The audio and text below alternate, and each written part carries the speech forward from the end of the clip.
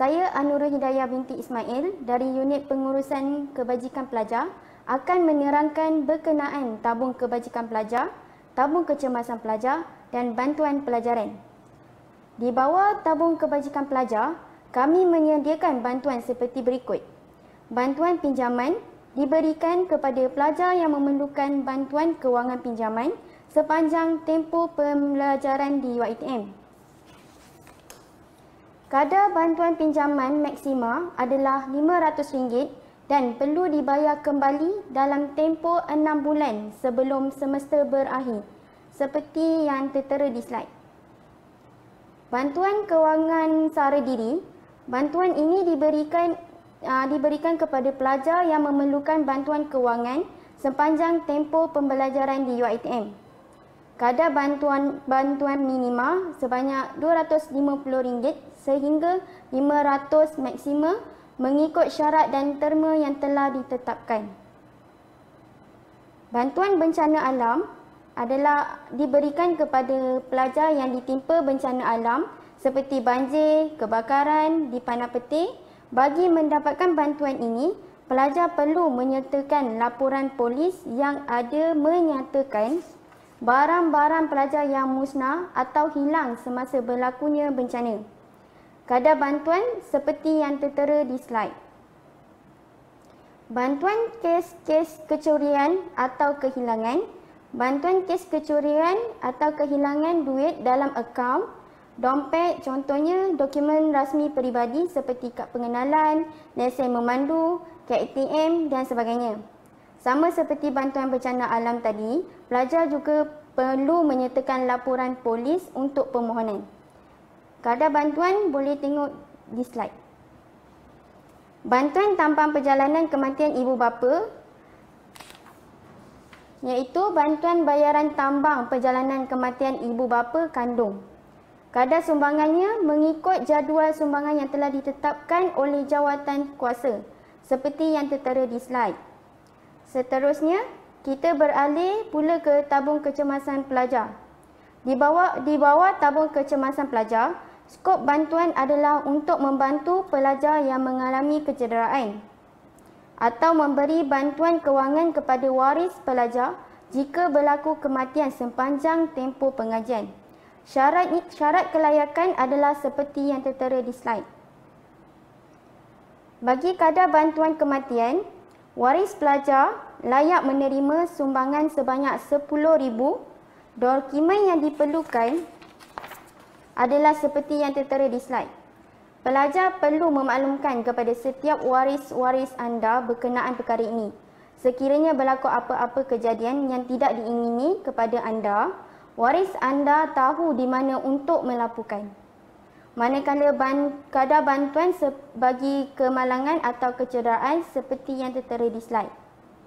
Untuk kesemua bantuan yang disediakan ini, pelajar boleh memohon secara online melalui student portal ataupun secara manual seperti yang tertera di slide. Antara bantuan pelajaran yang disediakan adalah bantuan pengurangan atau pengecualian yuran, iaitu bagi pelajar yang menghadapi masalah kewangan untuk membayar yuran pengajian di UiTM. Permohonan perlu dibuat secara manual dan muat turun borang di laman web BHEP. Kadar pengurangan adalah seperti tertera di slide. Selain itu, Unit Pengurusan Kebajikan Pelajar juga membantu menguruskan bantuan kewangan kepada pelajar kurang upaya di mana UPKP akan membantu pelajar kurang upaya untuk mendapatkan insentif, beasiswa dan peluang kepada pelajar kurang upaya yang berkebolehan atau berkemampuan untuk melanjutkan pelajaran ke peringkat tertinggi. Meningkat dan memperluaskan peluang pembelajaran sepanjang hayat untuk OKU dari segi bantuan kewangan. Bantuan ini meliputi wang saku dan yuran pengajian. Pelajar kurang upaya boleh mengisi permohonan secara online di http://beasiswa.mohe.gov.my. Kadar bantuannya adalah seperti yang tertera di slide. Seterusnya adalah bantuan beasiswa, bantuan pelajaran dan derma siswa. Bantuan kewangan pelajar ini atau airline yang ditawarkan kepada pelajar UiTM dari agensi kerajaan atau swasta. Contohnya macam KPT, PTPTN, Yayasan Tengku Abdul Rahman, Pinjaman Kerajaan Negeri, Yayasan Peneraju, Yayasan Sony, Yayasan UMW dan lain-lain. Pelajar boleh mendapatkan informasi terkini di laman media sosial Unit Pengurusan Kebajikan Pelajar, Instagram, Facebook seperti yang tertera di slide. Segala syarat dan kaedah permohonan kesemuanya tertakluk pada agensi-agensi yang berkenaan. Atau pelajar boleh scan saja QR code yang tertera di slide. Tidak menjadi halangan sekiranya dalam masa yang sama, pelajar turut memohon mana-mana tajaan beasiswa atau pinjaman yang ditawarkan dari agensi kerajaan atau swasta. Namun, pelajar perlu membatalkan atau menolak permohonan yang telah dibuat sekiranya penajaan adalah daripada agensi kerajaan atau swasta yang tidak membenarkan pembiayaan yang bertindih. Sekian saja penerangan berkenaan kemudahan perkhidmatan yang disediakan di bawah Unit Pengurusan Kebajikan Pelajar.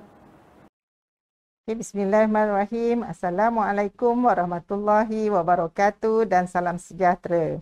Selamat datang kepada pelajar-pelajar baru UiTM sesi 2022. Hari ini saya Dr. Zaitun Nasir sebagai pengarah Pusat Kesihatan ingin menerangkan mengenai perkhidmatan kesihatan pelajar. Saya harapkan semua pelajar-pelajar sihat dan menjalani kehidupan dengan gaya hidup sihat. Okey, di Pusat Kesihatan kita ada skim perkhidmatan kesihatan pelajar, iaitu semua pelajar sepenuh masa yang telah mendaftar dan membayar yuran kesihatan pelajar adalah layak untuk mendapatkan perkhidmatan perubatan dan pergigian melalui skim kesihatan pelajar UiTM. Apa yang terkandung dalam skim kesihatan pelajar ini? Skop bantuan kita adalah menyediakan perkhidmatan perubatan dan pergigian untuk semua pelajar sepenuh masa dalam tempoh pengajian di bawah skim kesihatan perkhidmatan pelajar. So, kita akan sediakan perkhidmatan perubatan dan kesihatan disediakan di 29 kampus UiTM. Begitu juga di klinik kerajaan, di hospital kerajaan, hospital-hospital universiti dan hospital Angkatan Tentera. Surat-surat jaminan untuk ke hospital dan juga klinik kerajaan boleh didapati daripada pusat kesihatan atau unit-unit kesihatan di kampus UiTM di seluruh negara. Sah laku surat akuan adalah 1 bulan daripada tarikh ianya dikeluarkan. Kos bayaran yang ditanggung oleh universiti adalah had maksimum pembiayaan rawatan sebanyak 5,000 setahun dan tidak melebihi 15,000 sepanjang pengajiannya, meliputi bil rawatan hospital, kos peralatan perubatan yang diperlukan. Bayaran kos rawatan di hospital yang telah didahulukan oleh pelajar boleh dikemukakan risit-risit asal ke pusat kesihatan atau unit kesihatan untuk membuat tuntutan pemulangan. Rawatan pesakit luar perubatan, semua pelajar sepenuh masa yang telah mendaftar dan telah membayar yuran kesihatan adalah layak mendapat kemudahan ini di pusat kesihatan atau unit kesihatan di kampus cawangan. Perkhidmatan rawatan perubatan di dalam kampus yang dikendalikan oleh kaki tangan UiTM dan juga daripada klinik-klinik kerajaan di bawah Kementerian Kesihatan Malaysia.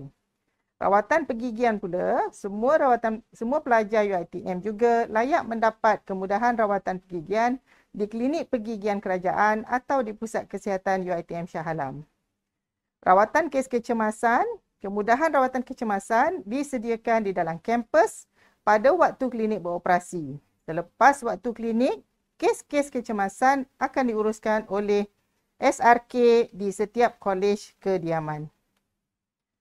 Kemudahan hospital kerajaan, universiti menanggung perbelanjaan kemudahan rawatan pelajar di mana-mana hospital kerajaan atau hospital universiti, sama ada dirujuk oleh pegawai perubatan universiti atau doktor pilihan pelajar sendiri, sepanjang pelajar menjadi pelajar di universiti ini. Di hospital swasta pula, universiti tidak akan menanggung apa-apa jenis rawatan bagi rawatan ataupun ward di hospital swasta. Seterusnya adalah kemudahan kenderaan kecemasan.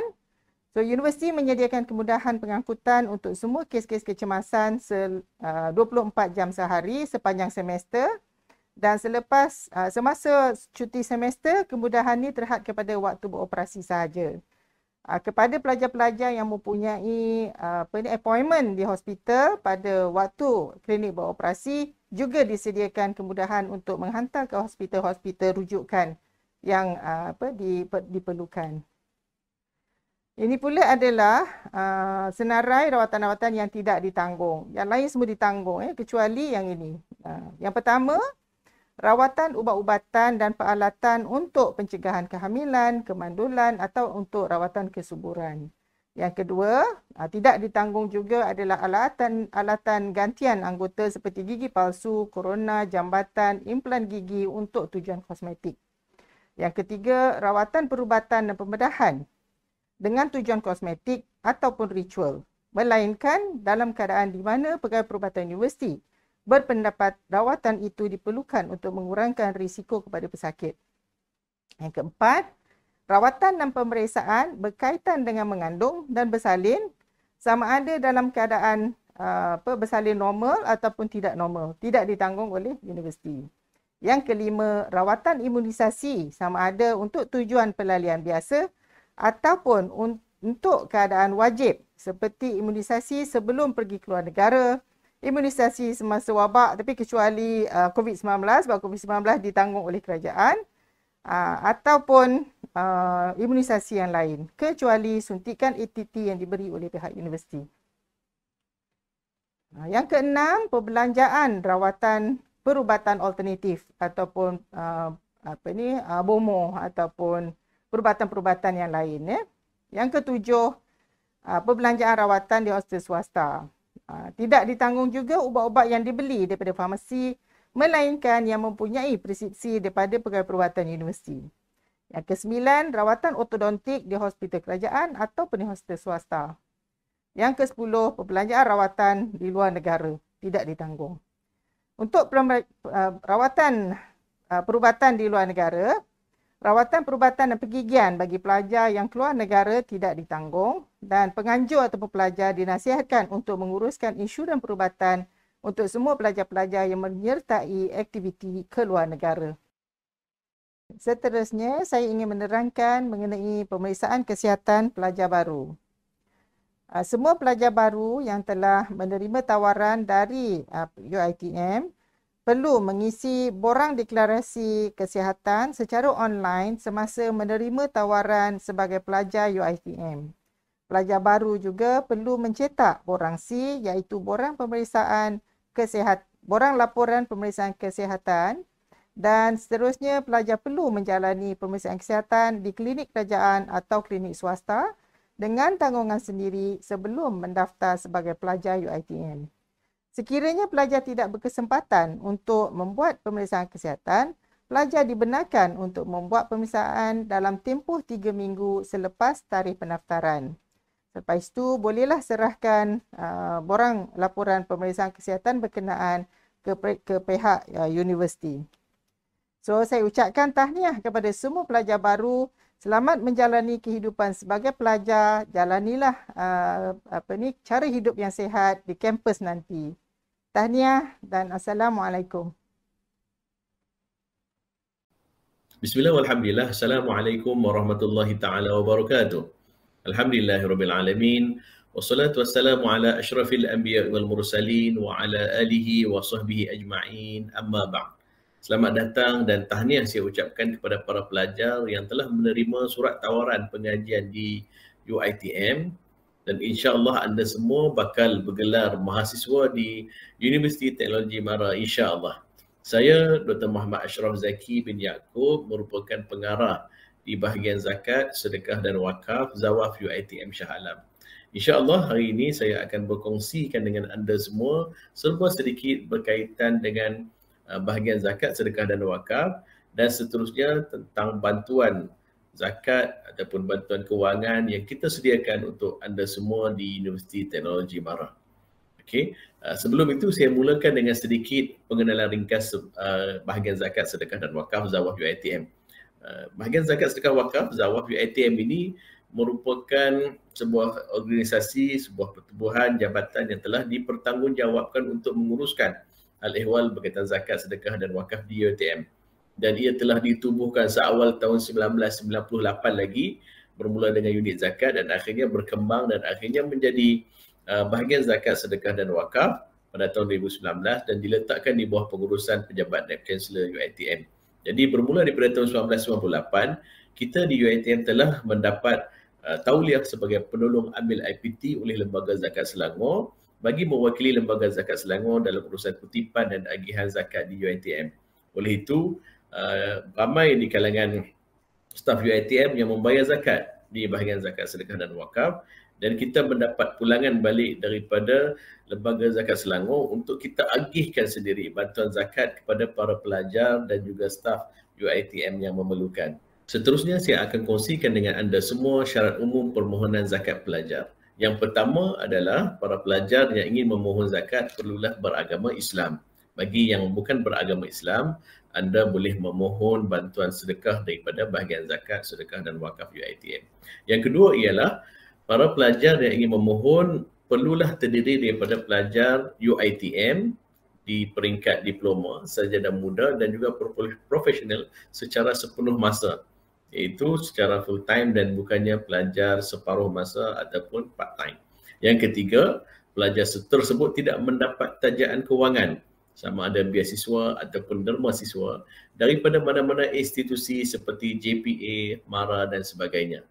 Yang keempat adalah pelajar tersebut tidak dikenalkan sebarang tindakan tata tertib oleh pihak universiti. Yang kelima, permohonan hanya dibenarkan sekali sahaja bagi setiap semester. Oleh itu, para pelajar sebenarnya boleh memohon bantuan zakat pada setiap semester daripada awal pengajian sehinggalah ke akhir pengajian insya-Allah. Dan yang keenam, jumlah pendapatan keluarga iaitu pendapatan kasar isi rumah tidak melebihi RM4,000. Pendapatan kasar isi rumah ini maksudnya ialah pendapatan kasar ibu dan juga bapa digabungkan kedua-duanya dan jumlahnya tidak melebihi RM4,000 ataupun RM4,000 dan ke bawah. Maka anda layak untuk memohon bantuan zakat di bahagian zakat, sedekah dan wakaf UiTM.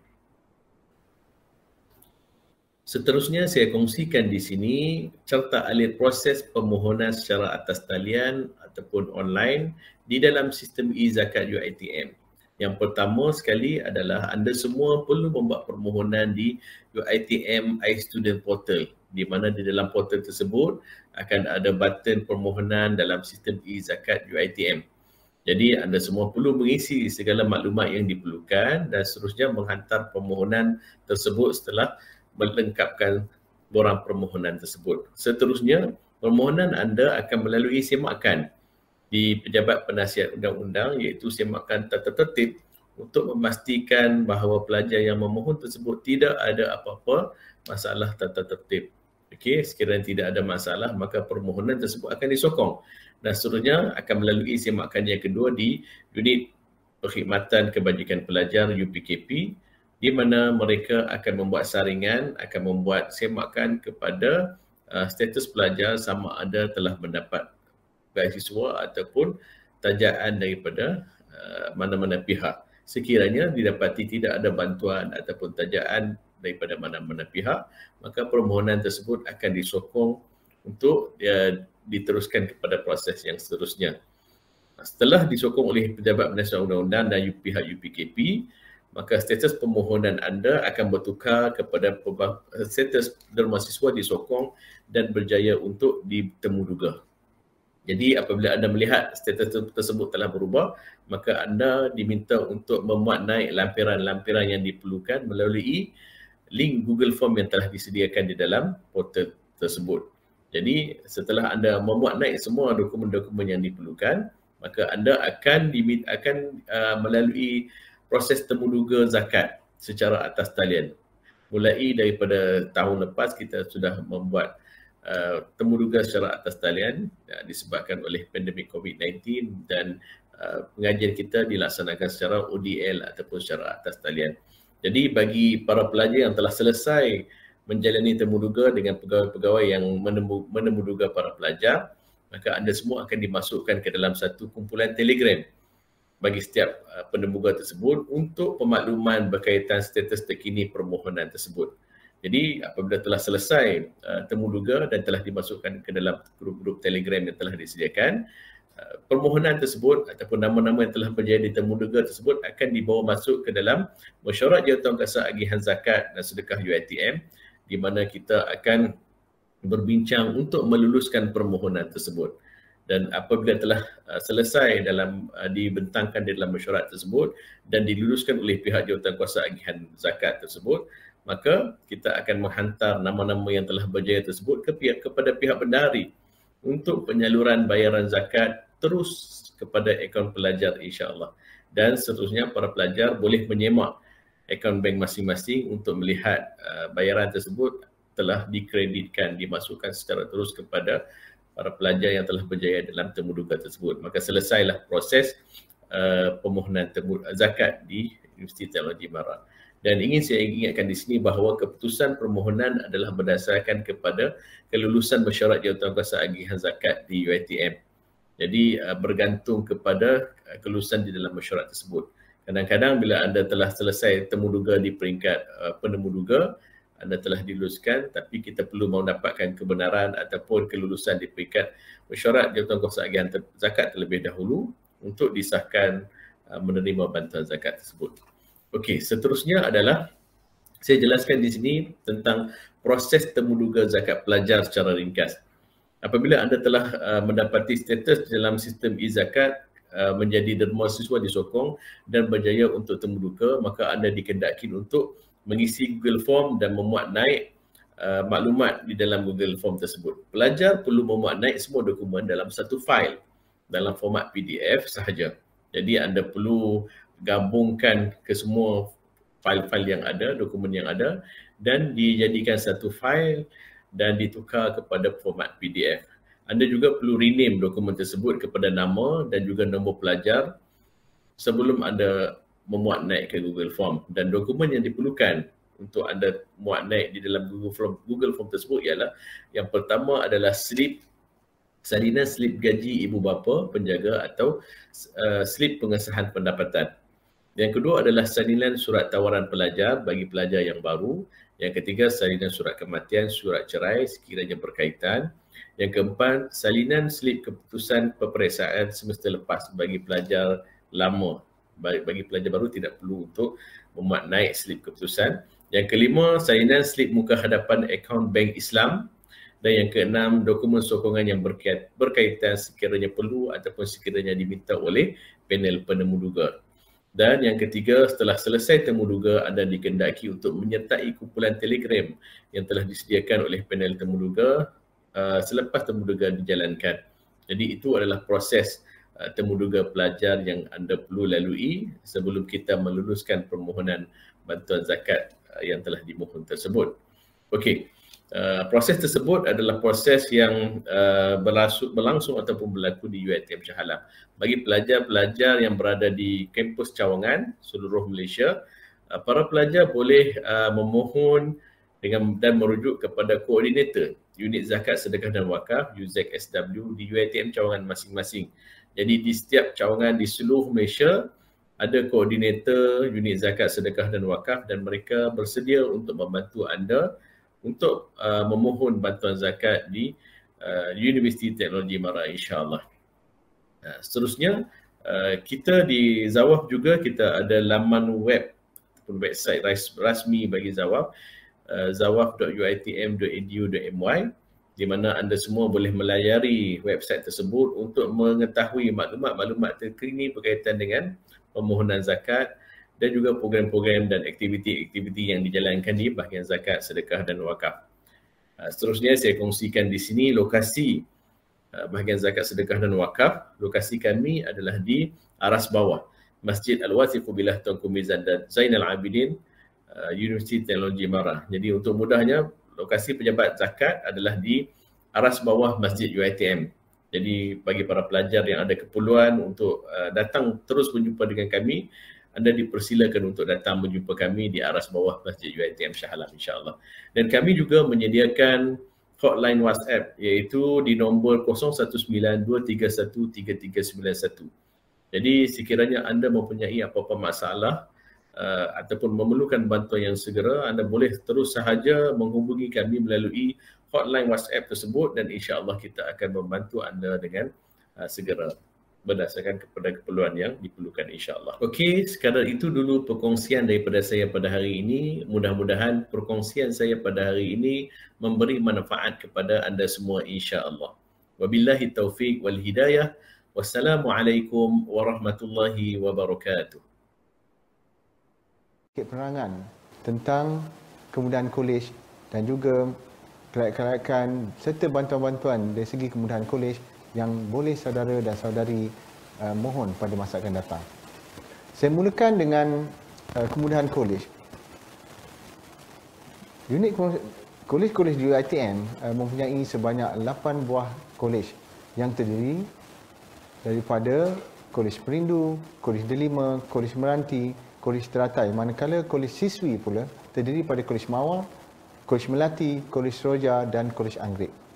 Walaupun begitu, sebenarnya kita masih mempunyai kolej-kolej lain di semua kampus. Secara keseluruhannya, kolej-kolej di seluruh kampus UiTM mempunyai lebih kurang sebanyak 133 buah kolej kediaman. Fungsi unit ini adalah untuk menjaga kesejahteraan para pelajar dan memberi kemudahan kolej serta membantu pelajar dari segi kebajikan dan juga elon bantuan makanan. Selain daripada itu, unit kemudahan kolej juga menyelaras data pelajar-pelajar yang memohon kolej kediaman dan kepada mereka yang gagal permohonan kolej gagal kemudahan kolej kediaman boleh merayu melalui saluran yang kita sediakan di dalam portal pelajar. Jadi untuk slide yang seterusnya, pelajar-pelajar akan ditawarkan sebanyak 3 jenis bilik, iaitu bilik berdua, bilik bertiga dan juga bilik berempat. Untuk bilik berdua, kadar harganya adalah sebanyak RM420. Manakala bilik bertiga akan dikenakan charge sebanyak RM315. Dan untuk bilik berempat, pelajar-pelajar akan dikenakan charge sebanyak RM210. Semua kadar ini adalah kadar untuk satu semester. Jadi pelajar-pelajar hanya perlu membayar sekali dalam satu semester, iaitu pada awal semester apabila ditawarkan kolej kediaman. Untuk pelajar-pelajar baru, anda disarankan untuk membayar charge kolej ini setelah anda mendaftar pada 9 hingga 11 Oktober nanti di semua kolej-kolej kediaman yang mana anda ditempatkan.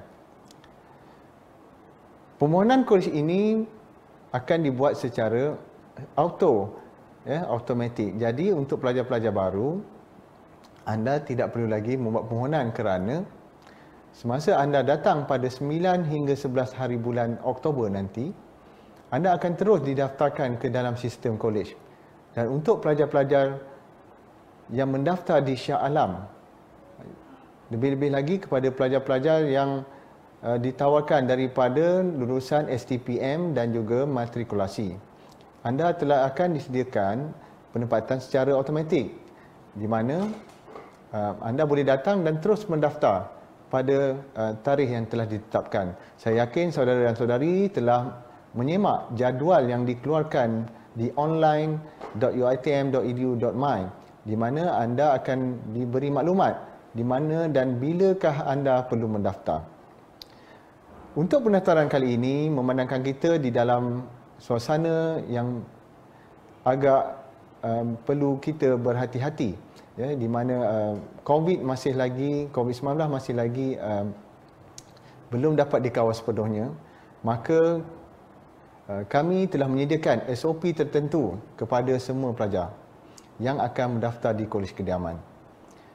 SOP ini boleh disemak juga di online.uitm.edu.my di bawah tajuk pendaftaran kolej kediaman, yang mana pelajar-pelajar akan mendaftar secara drop off, di mana ibu bapa akan menghantar pelajar dan terus keluar daripada kampus, manakala pelajar akan mendaftar dengan sendiri kepada kolej kediaman.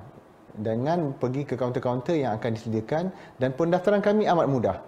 Ya, tidak ada melibatkan sebarang mengisi surat, ya, ataupun mengisi borang dan sebagainya.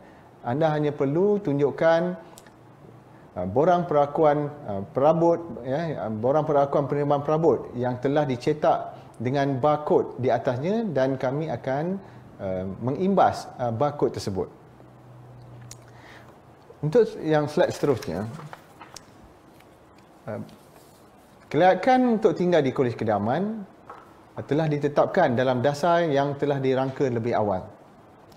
Antara mereka yang akan diberikan kolej ataupun penempatan Kolej Kediaman secara automatik pada setiap semester adalah mereka yang terdiri pada Majlis Perwakilan Pelajar.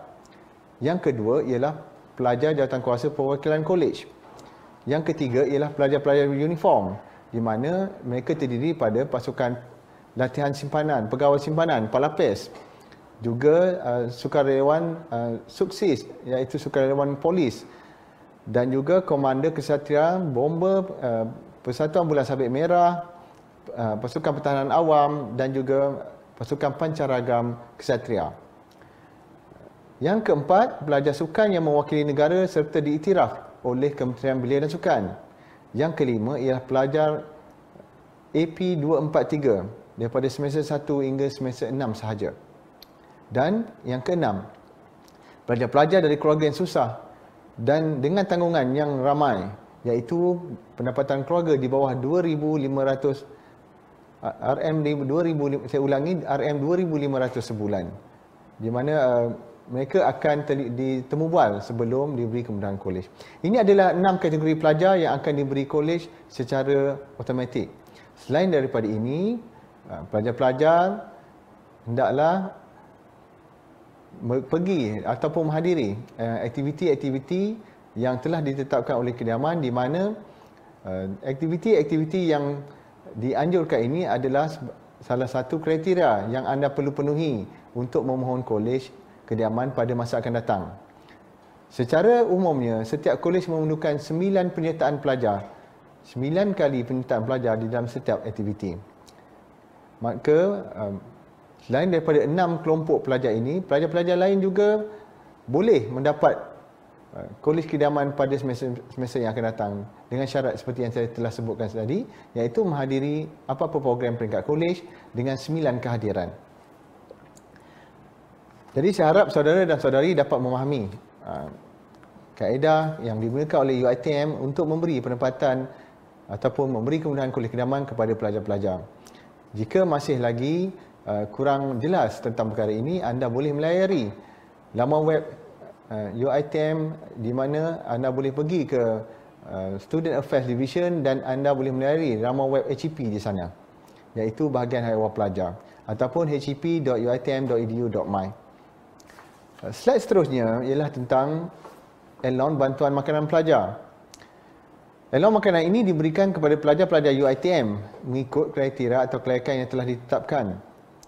Antara syarat kelayakannya ialah pelajar diploma. Ya, pemohon mestilah pelajar diploma, pelajar pra-diploma, dan juga pelajar sijil sepenuh masa. Pelajar-pelajar separuh masa tidak layak untuk memohon bantuan makanan.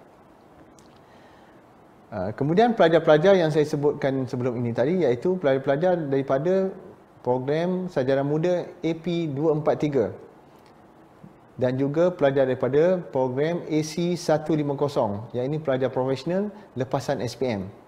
Yang ketiga ialah pelajar yang berstatus aktif sahaja. Kami tidak akan memberikan bantuan elon makanan kepada pelajar yang berstatus tidak aktif, dan juga kepada pelajar-pelajar yang keluarganya berpendapatan di bawah RM RM1,500. Pelajar yang tidak mendapat apa-apa tajaan bantuan PT-PTN, beasiswa atau derma siswa juga layak untuk memohon, tetapi masih tertakluk kepada 3 golongan pelajar, iaitu program diploma, pra-diploma dan juga CJ sepenuh masa. Permohonan boleh dibuat di student portal pelajar, iaitu istudent.uitm.edu.my, di mana pelajar boleh menyemak segala keperluan-keperluan yang dikehendaki sebelum anda memohon. Seterusnya ialah pemberian elon bantuan makanan. Tentang bagaimana pelaksanaan pemberian elon makanan diberikan kepada pelajar. Bantuan makanan ini adalah berasaskan kepada RM4 sehari dan ia diberikan secara bulanan. Setiap bulan, pelajar-pelajar akan dimaklumkan tentang bagaimana ataupun wang tunai ini akan dimasukkan ke akaun pelajar yang berjaya mendapat dan berjaya diluluskan untuk mendapat elon bantuan makanan tersebut. Walau bagaimanapun, sekiranya pada semester itu pelajar di program diploma ataupun pra-diploma tersebut menghadiri ataupun dikehendaki menghadiri latihan praktikal, maka mereka ini tidak layak untuk mendapat elon bantuan makanan. Begitu juga pelajar yang melebihi tempoh pengajian, di mana yang sepatutnya belajar 6 semester tetapi mereka terpaksa menambah pengajian 1 atau 2 semester lagi akibat tidak lulus subjek-subjek yang tertentu. Yang ketiga ialah pelajar yang dalam cuti khas. Di dalam UiTM, sekiranya pelajar-pelajar menghadapi masalah tidak dapat meneruskan pelajaran, pelajar akan diberi peluang untuk memohon cuti khas. Jadi pelajar-pelajar yang memohon cuti khas ini tidak layak untuk memohon elon bantuan makanan. Yang keempat, pelajar yang mendapat pinjaman kemudahan pinjaman, ya, seperti PTPTN, beasiswa, derma siswa, ya, ataupun beasiswa serta mendapat tajaan daripada mana-mana syarikat. Mereka ini walaupun pelajar diploma ataupun separuh diploma ataupun pelajar-pelajar yang mengikuti sijil sepenuh masa adalah tidak layak untuk memohon kerana telah ada bantuan yang diberikan. Ya. Saya harap saudara dan saudari dapat memahami keadaan ini dan sekali lagi jika ada apa-apa kemusykilan anda bolehlah lawati laman web HEP yang telah saya sebutkan sebelum ini. Dan sebelum saya mengakhiri sesi saya pada hari ini, saya mohon untuk saudara dan saudari mencatat nombor-nombor telefon pegawai-pegawai yang boleh dihubungi, ya,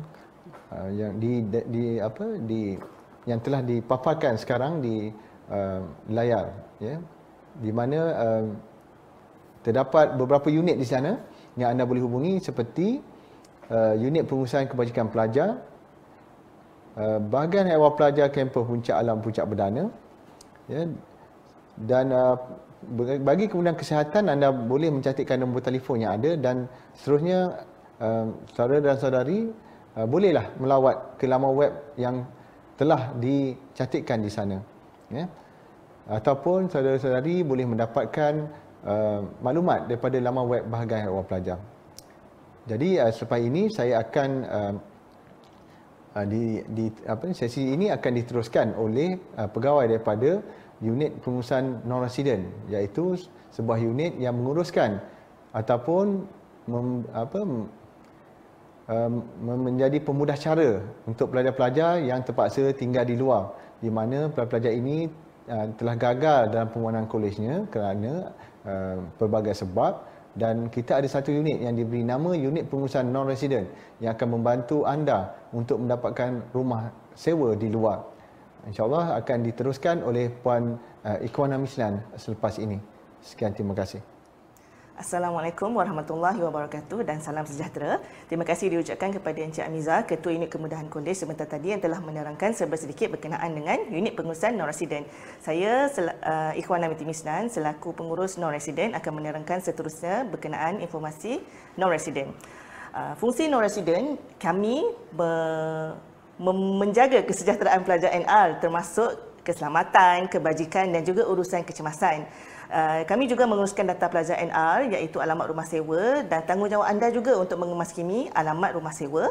Kami juga menyediakan program aktiviti pembangunan pelajar termasuk aktiviti bersosial kemasyarakatan bersama kejiranan setempat seperti advokasi denggi dan juga gotong royong. Kami juga menyediakan pengesahan stiker kenderaan pelajar NR bagi pelajar NR yang membawa kenderaan masuk ke dalam kampus. Seterusnya, lokasi non-resident terletak di atas Bank Islam bersebelahan Kolej Teratai dan juga Kolej Melati. Lokasi kedua kami terletak di Seksyen 7 bersebelahan Giant Seksyen 7 yang mana kami menyediakan kemudahan internet dan juga komputer untuk keselesaan pelajar melakukan perbincangan dan juga kelas ODL yang akan digunakan di kebanyakan fakulti pada buka semester nanti. Manakala kami ingin menekankan berkenaan dengan tanggungjawab sebagai pelajar NR. Anda perlu mendaftar sebagai pelajar NR sejurus anda telah diisytiharkan sebagai pelajar NR ketika anda tidak mendapat kolej semester hadapan. Dan juga anda perlu kemaskini alamat rumah sewa anda setiap semester kerana kami percaya anda akan berpindah dari satu rumah ke satu rumah mengikut kesesuaian bajet, lokasi dan sebagainya. Jadi anda perlu update setiap semester. Dan yang ketiga, anda perlu menjaga etika sebagai pelajar UiTM ketika duduk di rumah sewa dalam masa yang sama sebagai komuniti kejiranan yang bertanggungjawab dan juga berhemah. Bagi maklumat lanjut, sila layari nr.uitm.edu.my untuk maklumat kami. Di situ kami sediakan tips-tips dan bagaimana untuk menjadi pelajar dan jiran yang berhemah. Sosial media juga kami sediakan. Sila ikuti kami di @nruitmsa. Sekian, terima kasih. UiTM amat prihatin terhadap keperluan golongan OKU dalam menjalani kehidupan dan menyesuaikan diri dengan keadaan persekitaran seharian.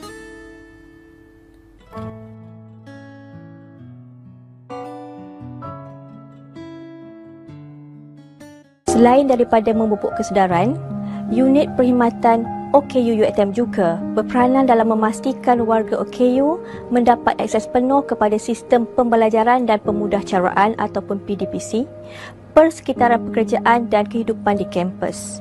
Kita juga cuba menyelaras pengurusan warga OKU di semua peringkat pentadbiran dalam UiTM.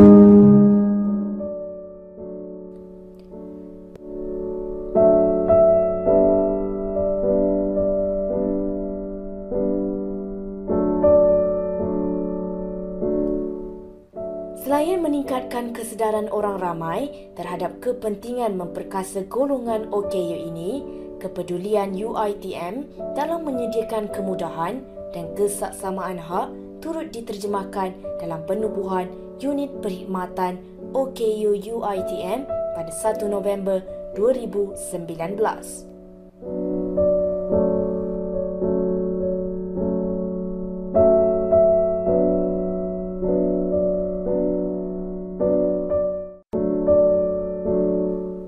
Usaha ini adalah selaras dengan aspirasi kerajaan untuk menjadikan Malaysia yang inklusif dengan meraihkan kepelbagaian masyarakat tanpa mengira bangsa, agama, keupayaan dan latar belakang.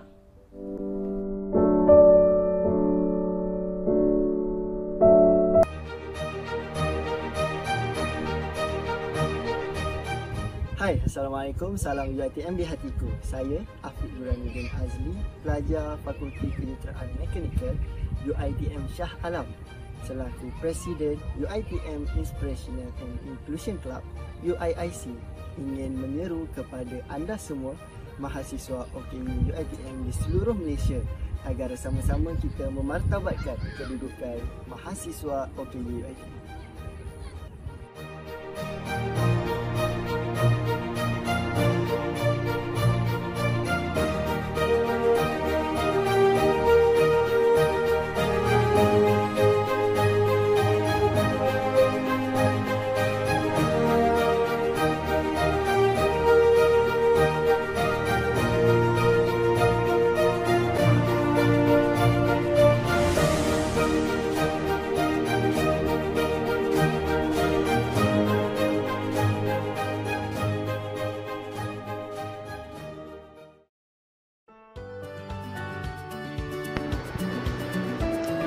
Kami juga boleh dihubungi melalui WhatsApp di talian 03 5543 5063.